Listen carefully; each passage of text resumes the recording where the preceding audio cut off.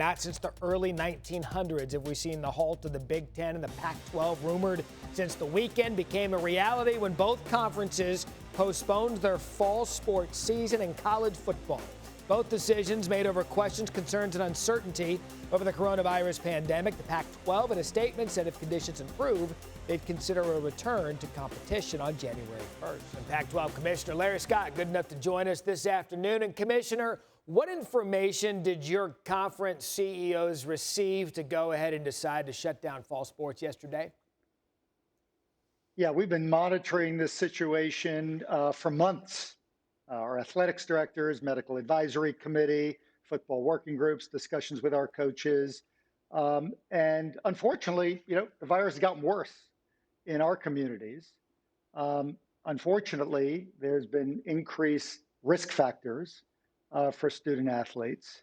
Unfortunately, testing capability hasn't gotten to the point we'd like it to get to. And so at each step, we've tried to make measured decisions like early July when we moved to a conference-only schedule with a late start, try to give ourselves maximum flexibility. And we agreed to do a look-in before contact practice was supposed to start. And, based on what we were hearing from our medical advisors on the things I mentioned, there just was not a high degree of comfort. And our president's chancellors ultimately decided to really hit the pause button and reevaluate for post-Jan 1. Oftentimes, an athlete or even a patient at a doctor's office will go and seek a second medical opinion. I know the ACC was talking about reviewing some of the stuff from your medical team before they go ahead and move with the decision. Did the Pac-12 consult any other conference's medical staff to compare their data with that of your medical staff? Yeah, there's been great collaboration throughout the last few months. We've got a medical advisory committee made up of team doctors, trainers, and 8 to 10 infectious disease experts from some of the leading university hospitals, medical research centers in the country. And they are also medical advisors for pro sports leagues, our universities, governments, and communicate with the NCAA. So we've been very transparent in sharing the information. In fact, in our press release yesterday, we shared a 12-page document that outlined the medical considerations that we followed. But yes, we've shared all that information with other leagues. Yeah, you've said before, to hit pause.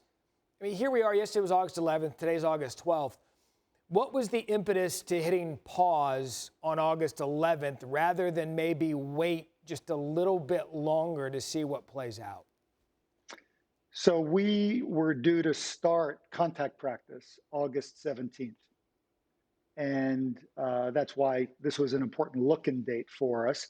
Before, our student athletes are putting on pads, squaring up, and running through, contact practice training camp. Some of the medical recommendations suggested that given the spread of the virus in our communities and given increased risk factors for student athletes, that was discouraged that we moved to that step. So that was a reason. And then our presidents and chancellors, athletics directors, football ops people looked at, well, if we're going to delay the start of training camp, we're going to, then have to delay the safe start of the season and other things. And the data we're seeing and the trends we're seeing is, very sadly and unfortunately, doesn't look like this is going to get better quick enough in our communities.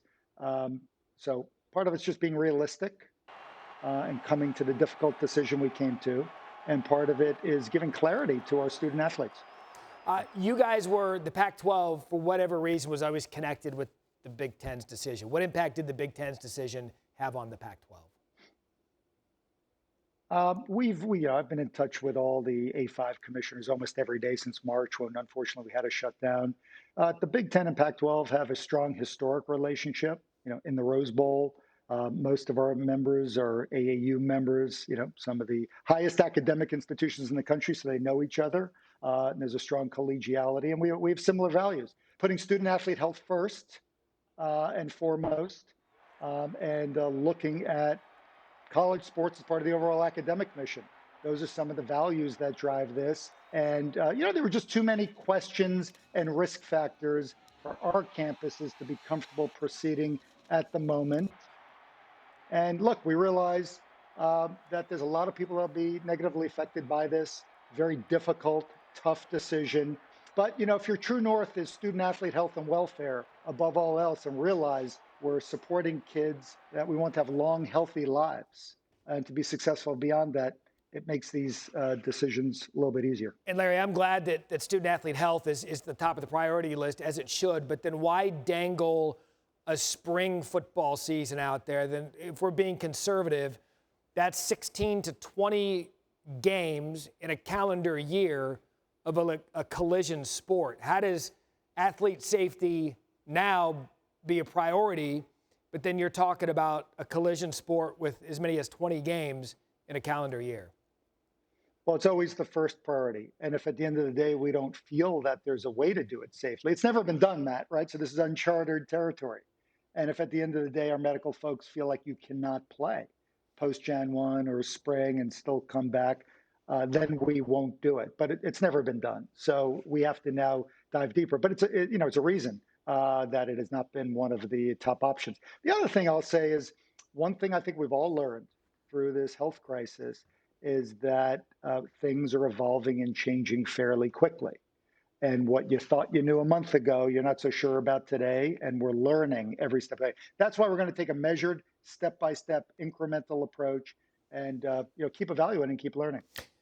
Unprecedented times for Pac-12 Commissioner Larry Scott. We appreciate you coming on, answering the questions this afternoon on SportsCenter. Take care. Thanks for watching ESPN on YouTube. For live streaming sports and premium content, subscribe to ESPN+.